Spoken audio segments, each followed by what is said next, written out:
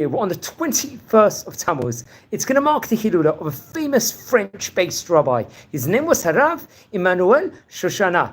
Zeche Tzadik Libracha. I believe he was born actually on the 17th of January in English year 1928, and he passed away in 2008. We're talking about on the 24th of July. Naturally, that was the 21st of Tammuz of that year, respectively. He was a great French rabbi, came from Algeria originally. He was had many different prominent roles all throughout his time period. I think he was rabbi in Lille and in Belleville also. He was a Diane, a judge of the Paris Bet-Din, and a director of the Rabbinical Seminary of France. He was one of the most prominent figures in French Jewry, especially after the Holocaust. Let's explore a few of the highlights of the famous rabbi's life. Now, he was born back in the year 1928 in an area in Algeria called Constantine. I think it's a place more towards the northern part of Tzafon Mizrach Algiers, if I'm not mistaken. So that place, I believe, had a prominent community. His father was Rabbi Yaakov Shoshana, and I think his mother's name was Rabbi Lenonona. I hope I pronounced the name correctly. I think she happened to, so that is very interesting. Also, I think they came from great rabbinic heritage, especially his mother, Rabbi Nona, happened to be the daughter of Rabbi Reuben Gad, who happened to be at one stage in time the chief rabbi of Constantine himself. Now, I think he was only about 3 years of age, if I'm not mistaken. His family would move to the city of Bonn. This would be, or you could say Bonn, respectively. This was a big move at that point in time, at the age of 3. And his father would be appointed the rabbi of the city over there, a very prominent position. The Jewish communities, let's say, in these cities were more conservative and more devout compared to the rest of Algeria, which was very much, there was a penetration by there was a scope of modernization with the French occupation at that point in time. I think, sadly, he was only about 10 years of age. Unfortunately, he was orphaned. His father passed away, it's reported over. And I think he would actually be very much close to another great rabbi. Rabbi Rachmim Naorai. And now I believe actually happens to be Rabbi Naoari's Hilula also today on the 21st of Tammuz. So interesting let's say coincidence over here. So he would be educated within Rav Rachman would also help him, and he would become the rabbi of the city after Rabbi Yaakov Shoshana passed away. So Rabbi Rachman would take over in this position, and was obviously known as a very great rabbi. We actually spoke about Rabbi Naharai last night, if you watch the series, because it happens to be Hilula, also 21st of Tammuz. Now, in Bonn, he would go on to study in the state school and Talmud Torah, I think, which Rabbi Rachamim Naorai was heading over there. He would really try and imbue himself within regards to Torah. He would become a madrich inside the youth movement of the French Scouts, and I think was very much involved with Bnei Akiva also, with the summer camps over there. It seems that Bnei Akiva was a thriving organization in his area in France at that point in time. Now, it's actually interesting. Come with the year 1946, I think he'll be sent to study in Yeshivat Chachmei Tzarfat, let's just say a yeshiva, or the French sages, I think in Aix-les-Bains, I think it would be. And I think along with, there was 2 of his friends would actually go on and study that also. Another famous rabbi, Rabbi René Shmuel Sirat, who I believe was chief rabbi of France between the years 81 to 1988. It's a rabbi I think we spoke about on various occasions before. We actually, I think, recorded a video about him not so long ago, if I'm not mistaken. So I recommend everyone to watch back on that video. So it was just quite recently we recorded that video, I think last week, to be precise. We would learn there with him. Also, Rabbi Shaul Naharai. While studying there, he would complete various different exams. He would pass with flying colours. Then come at the year 1948. He would be take on various bogrot, as we say, in regards to different materials, let's just say. And I think he would eventually move on to Paris shortly afterwards to study in the Beit Midrash, let's say, of the rabbis of France over there. And would take on his rabbinic studies over there. The Beit Midrash L'Rabbim Shel Tzarfat will finish, and I think he would get a rabbinic position, become a rabbi over there. He would learn under another famous rabbi over there, a rabbi of the name Rabbi Ernst Guggenheim. Rabbi was spoken about before on various occasions before, and he had he was, I think, definitely an Ashkenazi rabbi, seemingly, just by his name, it was. And he would actually form a close relationship with him. There was another rabbi over there, Rabbi Morris Lieber, I believe, who would give him a certificate of ordination, will actually appoint him and make him a rabbi in the year 1951. He'll complete his studies and he would get married, I think, shortly afterwards.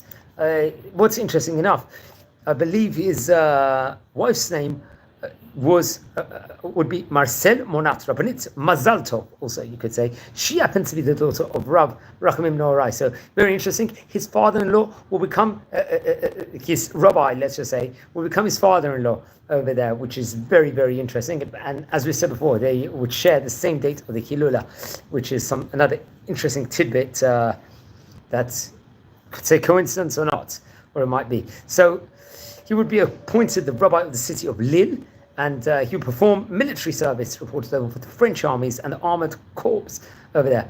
But let's just say, I think he could have actually been exempted from this obligation due to his status as rabbi, but I'm not so sure how long he would spend in this capacity, but he would nevertheless. Now, come what the year, I think it was 1954, he would return to Algiers. At that point in time, Rabbi Rachamim Norai would ask him to become the youth rabbi over there, which is another prominent position. He would hold this position until 1962. We're talking about 8 years, when I think France would grant independence to Algeria, and most of the Algerian Jews would move there. I think in parallel with his official position, he would serve in Algeria as a shliach tzibur, let's say a cantor, leading the congregation prayers, a shochet, a rabbi that would perform a kosher slaughter, a mohel, circumcision, a rabbi that will perform circumcisions, and sofer stam, a scribe writing tefillin, mezuzot, and other religious documents. He would also become a great rabbi, giving over grandiose sermons, and so on and so forth. So he was very well-bred, let's just say. I think especially in the year 1958 it was. He was also appointed towards the Supreme Rabbinical Council of Algeria, an organization, let's just say, that worked to preserve the religious lifestyles of the Jewish people in the country. Now, a big move would take place, I believe, come with the year 1962. He would actually return to France, and he will get appointed to positions. He would serve there until 1966 as the rabbi of the Jewish community of, I believe the area where he would actually serve at that point in time was Marseille, over there. So that was another prominent position. I think it's suburb in southern Paris. From there on, he would move to serve as rabbi of the community in Belleville. During this period, he would actually learn a thesis, I think in Hebrew, a PhD of Hebrew studies, and this would be, I think, at the University of Paris. This would be to add to his collection of different dots and accolades at that stage in time, which was very, very important, and just important also for his rabbinic studies, and let's just say broadening his, let's just say, his appeal and horizon in general within regards to different undertakings at that stage in time. So that was very, very another position he would hold on that we have to point out. Okay, so then I think afterwards he would obviously receive this accolade over there, this thing, and he would have a second degree, I think, in France over there. He would start working, I think, in more workings. I think come 1968 in Belleville, he would take on various roles also, and then he would keep in contact with various diverse communities also. I think that was one of the responsibilities with his job at that stage in time. He'd have to. There was a lot of other groups over there that was living in France. He would have close connections to, I think, Muslims and so on and so forth. He had to deal with them. He would have various different roles as part of the Kehila. He would give over Torah classes over there and would educate, I think, more of the youth within regards to the city. I think he was connected to Bnei Akiva over there, and would really try and do as much as possible within regards to expounding Torah in of itself and trying to strengthen the Jewish community. He would work, I think, as part of the Bet Din of Paris also, and he would be one of the four main Dayanim, if I'm not mistaken, and they would really concentrate within regards to Kashrut of France, and really try. It was turbulent time. It was after, let's say, the Second World War. It was years after the Second World War, so he would really try and strengthen the Jewish community over there.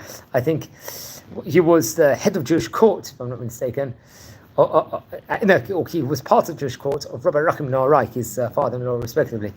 I think in 1963 he would be responsible, I think, for the shechita, the kosher slaughter in France, and 1964 he was having, let's say, within regards to workings, making matzot on Pesach. He was very, very busy working with that in of itself, and he would work as a bodek, also inspecting the kashrut in of itself inside the city and making sure there was a good kashrut and hashgacha in of itself.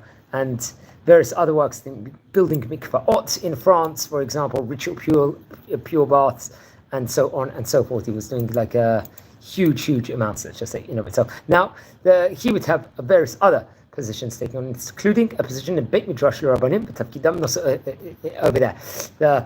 Let's say study hall for the rabbis over there. I think Rosh Hashanah will learn Talmud and the Jewish works in of itself. I think a place called Yavne, the Beit Midrash Rabbanim of France, I think, especially between years 1977 and 1992, he would be the head of this and one of the managers of this foundation.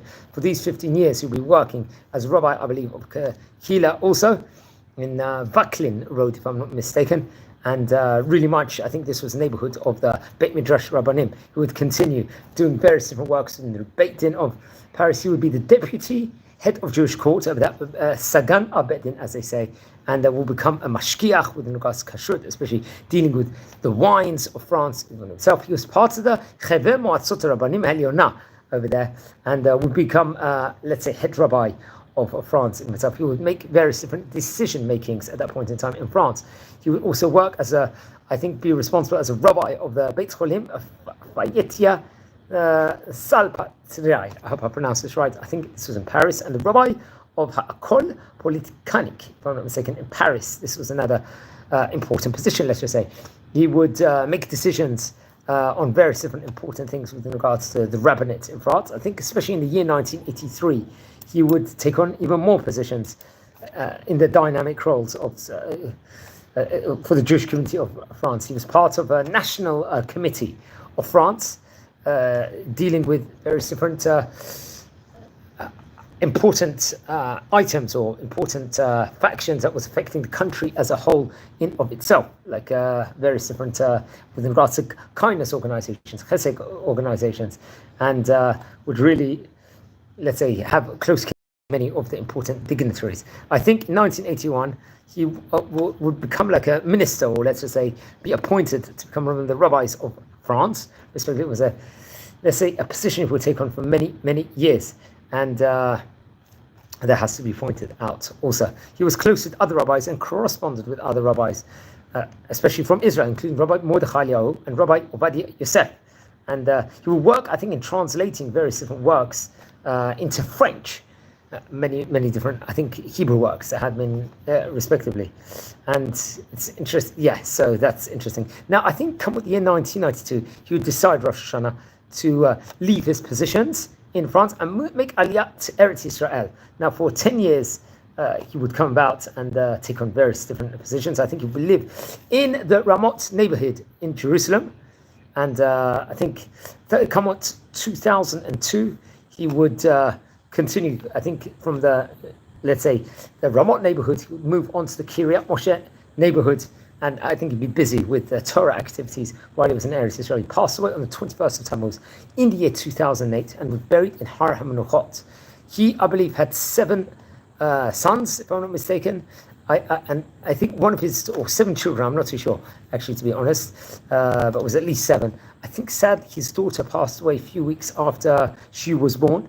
And one of his daughters would get married to, I believe, one of the sons of Rabbi Ernst Guggenheim, who we mentioned about before. He himself happened to be a rabbi of France and educating, so the Beit Midrash also of the French Rabbonim over there. He had various important roles. So we see that very much there was an encompassment, or let's say a closeness with other great rabbis, very much so, especially through marriage in France, respectively. He was a great rabbi of his time. He was an Algerian rabbi. He was a French rabbi.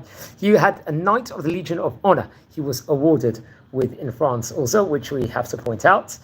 And I think there was various different rabbis over there that would, let's say, attend. I think there was, I think, a special Hilula event that took place sometime whether it was a short time after passed away or a lengthy time passed away, maybe it was a week after. I think Rabbi Gilles Bernheim, who happens to be, I think, the French chief rabbi or the French main rabbi, would have attended afterwards. He was, I think, a Jewish chaplain at the École Polytechnique of France, also at one window of time, and took on various different other positions. So please don't forget to light candles in his memory. I think he had 7 children, just to be precise, just so he would write various different books, I think, connected to Judaism and Kabbalah, and various of his different interviews would be featured as preface in various different editions of different books.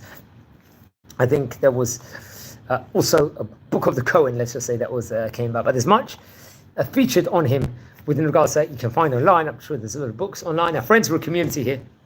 We're learning about famous rabbis of yesteryear. If you descend from any of the great rabbis we're speaking about, please send me an email. I would love to hear more. If you feel anyone's interested in watching these videos, share these videos also to other people. Wishing you well. Take care and have a great day. Thanks for watching.